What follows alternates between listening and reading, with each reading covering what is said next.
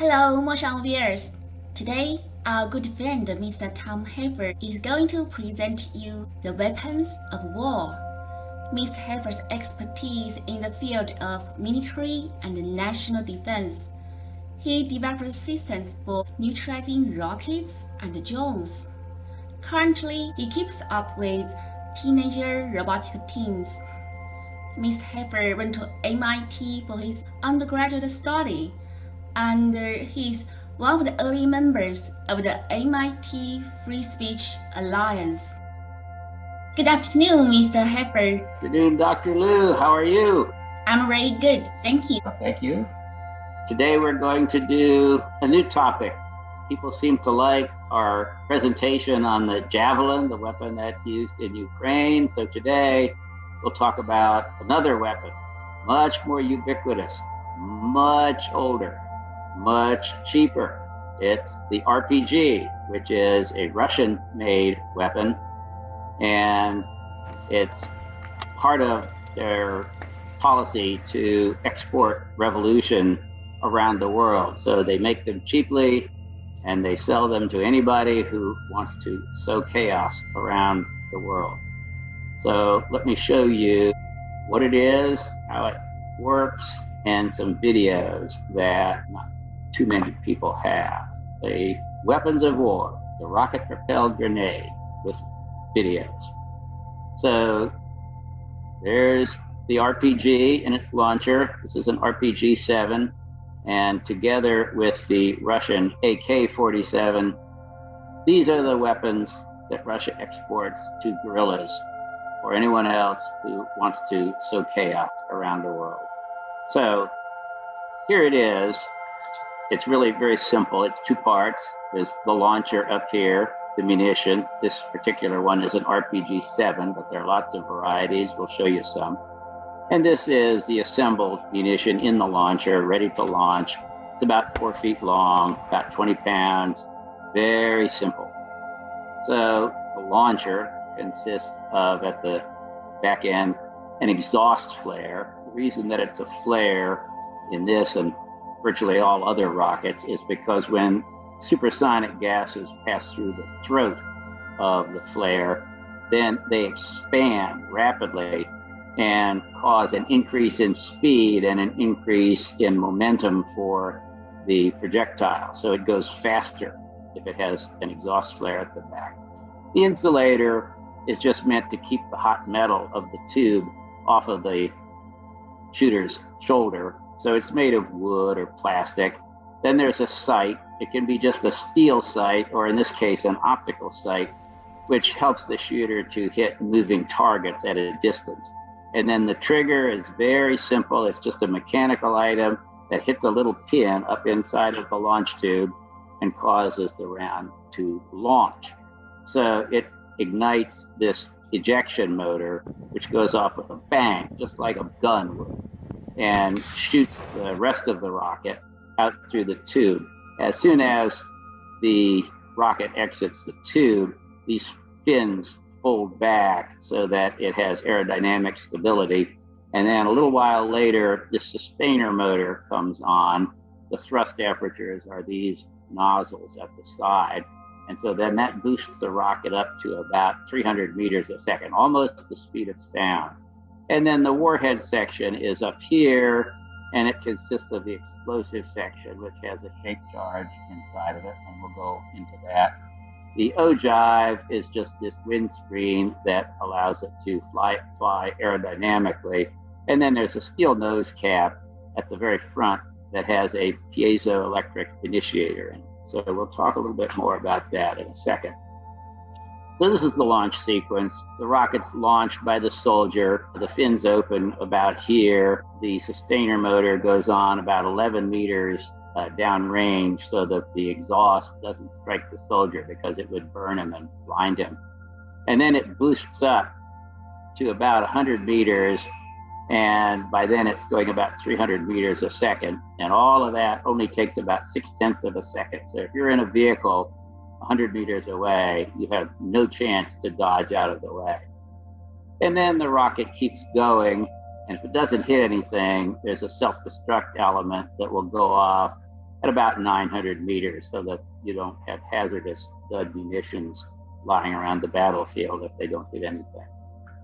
So to go through the shaped charge, I'll tell you what's going to happen and then we'll show you. So this is just an electrical source, and that ignites a detonator here in the back, and this is the explosive, this is the casing, and this is a copper shaped charge liner. So the explosion will go off here, it'll propagate through the explosive, it'll collapse the copper cone, and that will form a jet that's capable of penetrating the steel plate by a lot. So we'll show you how that works. So there's the explosion going off, it hits the copper liner, the liner begins to collapse, it forms this copper jet, which is going at extremely high speeds, about Mach 30, and it penetrates a huge amount of steel, about 15 inches. So the way that it works in the RPG is that up here in the windscreen element, the nose cone, there's a tiny space. It's a steel nose cap, and there's a tiny space between that and the piezoelectric element. Piezoelectric is just a ceramic element that generates a high voltage when it's struck. It's just like the igniter in your charcoal grill. That is another piezoelectric element. So when the nose element is collapsed and it hits the piezo, it sends a high voltage pulse back through this inner cone, this thing here, back through the copper cone, down a stem, and to the initiating fuse here. But because it's electrical, it has to have a return path. So the designers have the return circuit actually go through the exterior of the round and the outer ogive and return back to the piezo element. So this gives us the opportunity for a countermeasure. Can you see what it might be? So here's an example. If you can cause a disrupting object to push the outer cone into contact with the inner cone, then the voltage pulse will go down the inner cone just like before, but then instead of going back to the fuse, it will return and the round will not initiate. It won't go off. It will be dudded. So there are a couple of ways of doing this. And here's one. This is called bar armor. And this is a vehicle that's been outfitted with bar armor. The idea is that you leave spaces that usually the nose element of the RPG will go through, not hit the bars. And then the bars will engage the ogive of the RPG and cause it to duck. So here is a video that shows some testing. So here's the RPG, it hits the bar, and you can see it didn't explode. It just crashes into the steel armor behind it and duds out. And here's another view, and you can see right here, the ogive gets crushed together and the round is dudded. Now, there's some other ways that we came up with of doing this. So here is a net. So the idea here is that if you can have the nose of the RPG pass through the holes in the net, then you may be able to catch it, or you may be able to dud it the same way that the bar armor did. So here's a video of catching an RPG. The nose passed through the hole in the net, and then this is a strong net, so it actually captures the RPG. It turns out that's probably not the best way to do it, but you can use thinner nets and crush the ogives together, like with the bar armor. We actually combined those two ideas, and I'm going to show you something, but it's pretty noisy. So I'll explain it first, and then I'll let it play, and then I'll show you at the end. So this is a kit that we actually made for the Humvee, and it's got a net, but I'll show you how the net has some special elements on it. But I'll let this play. It is very noisy, and then I'll stop and show you what it is at the end.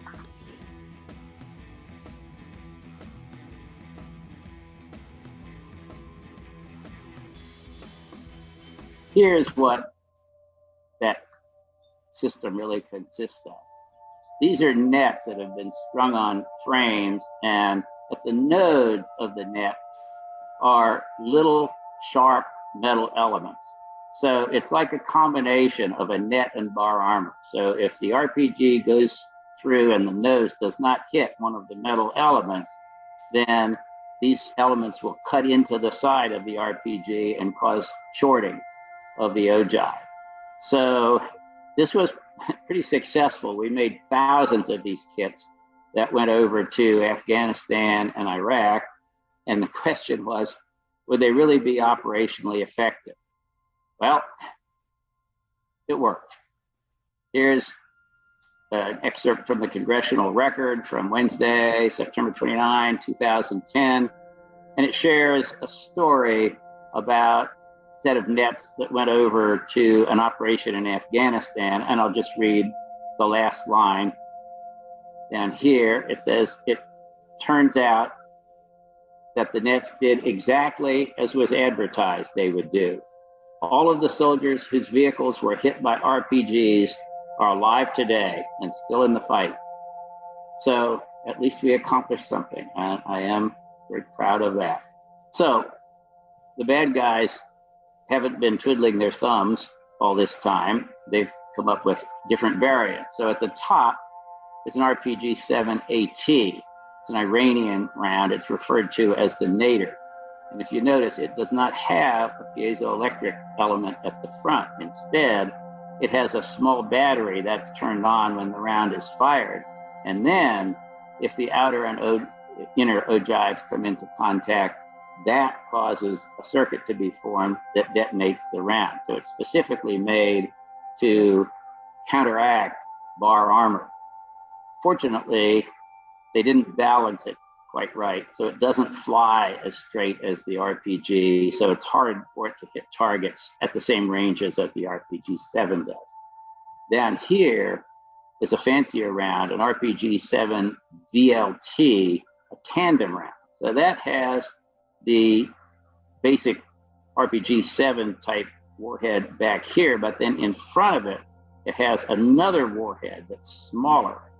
And so this warhead goes off slightly before this one. And because it's so skinny, it's hard for it to be affected by bar armor and nets and things like that. Its real purpose, though, is to defeat reactive armor, which we talked about in our Javelin video. So if you want to know more about that, you can go see that. But I'm not going to go into it today. So what can we do about these rounds? Well, the answer is that there's a fancier but more expensive system called active protection. There are a variety of active protection systems around the world. This one's called Trophy. It's an Israeli system. And with Trophy, there's a radar on the vehicle, and it tracks the incoming round, which is this thing right here.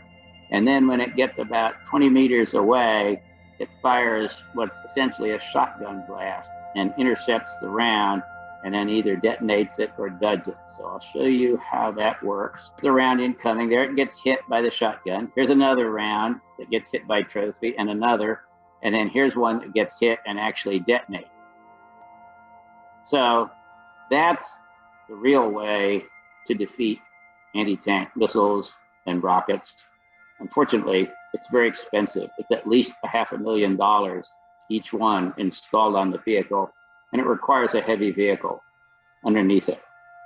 So we can't afford to do that on all of our trucks and all of our light armored vehicles. We have tens of thousands of those, and we can't afford to outfit them all.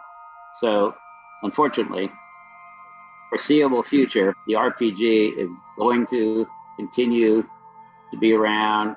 It's going to be a weapon of choice for insurgents and guerrillas around the world. So with that, I'll take any questions that you might have. Thank you. You explained in a very easy to catch answer. The question is, when was the first time RPG got created and used in the war, and how long does it take people to really figure out how to antagonize its weapon? The RPG-7, which was what we focused on today, was first manufactured in 1962.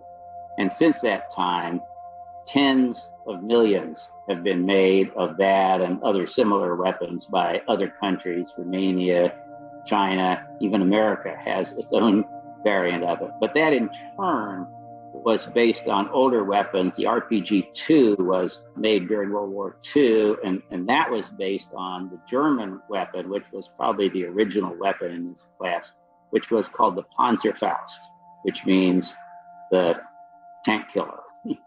In America, we had the bazooka, which is a little bit different kind of weapon, but intended for the same purpose. It's a rocket that goes in a recoilless launcher and can be shot out to hit a tank. Since its first show up in 60s until now, it has been 60 years. Based on the presentation, you just told us that there's no cheaper and very convenient anti-RPG weapon has been invented yet. So it takes quite a long time to just deal with a small weapon, but a very powerful, destructive thing. Yes, it is. Unfortunately, it's going to be around together with the AK-47 as the iconic weapons of insurgents, guerrillas, and Contra forces around the world. And the Russians encourage that. That's what they do. I think it's also an example that if we need to spend 60 years to solve a small anti-tank but a very powerful weapon, how could the people, I just want to say, how could the people so confident that they can solve like a big question like climate change? I mean, those kind of things we need to take time. I believe science, but I also believe science involves a lot of debates. People should be humble and don't think that we can always be very superpower. We should follow the nature and follow the scientific evidence and facts. I agree with you. We need to follow science, but we also need to follow engineering. The difference is that scientists think of fancy theories. Engineers are the ones who have to make them work. It's very interesting.